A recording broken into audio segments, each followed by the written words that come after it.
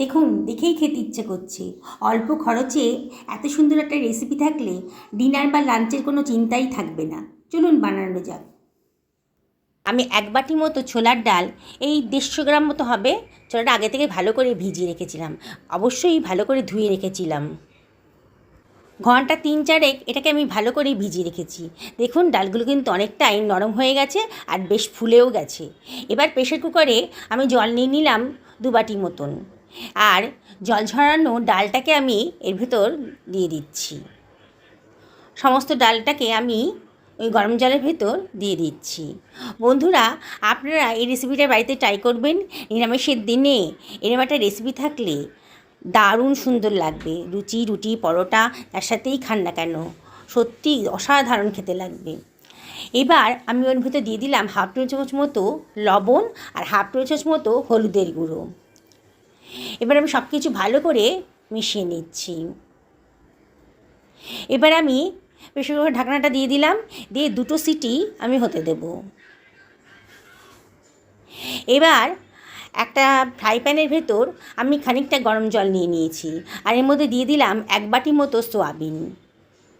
এবার একটু নাড়াচাড়া করে নিচ্ছি। গ্যাসের ফ্লেমটা হাইতেই রেখেছি। একটু নাড়াচাড়া করে নিচ্ছি। দেখুন, সোয়াবিনগুলো কিন্তু সেদ্ধ হয়ে গেছে, বেশ ফুলে উঠেছে সোয়াবিনগুলো। এর ভেতরে আমি দিয়ে দিচ্ছি হাফ টেবিল চামচ মতো লবণ, দিয়ে আবারও একটু নাড়াচাড়া করে নিচ্ছি। মিনিট 3-এর মধ্যেই কিন্তু সোয়াবিনগুলো সেদ্ধ হয়ে যাবে। দেখুন, বেশ ফুলে উঠেছে, আমার সেদ্ধও হয়ে গেছে সোয়াবিনগুলো। এবার আমি এইগুলোকে তুলে জলের বাটির ভেতর রেখে দিলাম। সোয়াবিনের একটা গন্ধ থাকে, অনেকেই গন্ধটা পছন্দ করেন না, তাই সোয়াবিন যদি ঠান্ডা জলের মধ্যে ধুয়ে নেন তাহলে কিন্তু আর এই গন্ধটা থাকবে না। আর যারা পছন্দ করেন সোয়াবিনের গন্ধটা, তারা এটা না করলেও চলবে। আমি সমস্ত সোয়াবিনটাকে একটা জল ভরা বাটির ভেতর দিয়ে দিলাম। এবার ওই ফ্রাই প্যানের ভেতর আমি দিয়ে দিচ্ছি 2 টেবিল চামচ মতো সাদা তেল। তেলটা একটু গরম করতে দেব। তেলটা যখন বেশ গরম হয়ে গেছে, তখন আমি এর ভেতর দিয়ে দিচ্ছি গোটা গরম মশলা। গরম মশলাটা দিলে পরে দারুণ একটা ফ্লেভার আসে, খুব সুন্দর খেতে লাগে। আর দিয়ে দিলাম হাফ টেবিল চামচ মতো গোটা জিরে। এবার এর মধ্যে দিয়ে দিচ্ছি কতগুলো গোলমরিচের দানা। গ্যাসের ফ্লেমটাকে মিডিয়াম টু হাইতে রেখেছি। 30 সেকেন্ডের মধ্যেই কিন্তু সুন্দর একটা গন্ধ বেরিয়ে যাবে। তারপরে আমি দিয়ে দিচ্ছি 1.5 টেবিল চামচ মতো আদা বাটা, আর এর ভেতরে আমি দিয়ে দিচ্ছি হাফ টেবিল চামচ মতো হলুদের গুঁড়ো, আর দিয়ে দেবো 1 টেবিল চামচ মতো জিরের গুঁড়ো, আর 1.5 টেবিল চামচ মতো ধনের গুঁড়ো দেবো। জিরের তুলনায় ধনের পরিমাণটা একটু বেশি দিলে রান্নার স্বাদটা ভালো আসে। এবার আমি এর ভেতর দিয়ে দিচ্ছি 1 টেবিল চামচ মতো লঙ্কার গুঁড়ো, আর এর মধ্যে দিয়ে দেবো 1 টেবিল চামচ মতো কাশ্মীরি লঙ্কার গুঁড়ো, এটা কালারের জন্যে। আর এর ভেতর দেবো একটা টমেটোকে কুচি করে রেখেছিলাম, সেটা দিয়ে দিলাম। আর এর মধ্যে দিয়ে দেবো 1 টেবিল চামচ মতো লবণ, আর এর মধ্যে আমি দিয়ে দিচ্ছি 2টো তেজপাতা। তেজপাতা দিলেও রান্নার ফ্লেভারটা খুব সুন্দর আসে।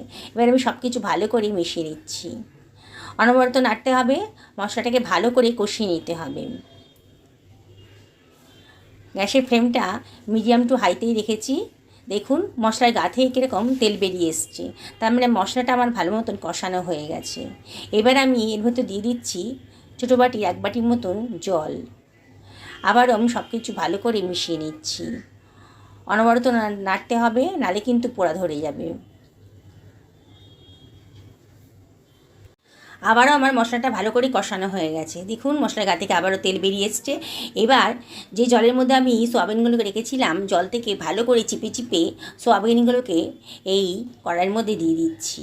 সমস্ত জল থেকে ভালো করে চিপে আমি সোয়াবিনগুলোকে এর ভেতর দিয়ে দেবো। এবারে আমি সব কিছু ভালো করে মিশিয়ে নিচ্ছি, যাতে মশলাগুলো সোয়াবিনের সঙ্গে ভালো করে মিশে যায়। দেখুন বন্ধুরা, আমি কিন্তু অনবরত নাড়ছি।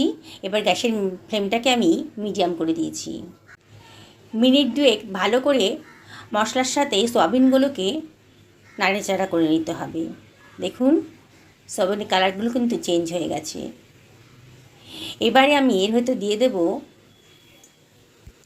সেদ্ধ করে রাখা ছোলার ডালটা।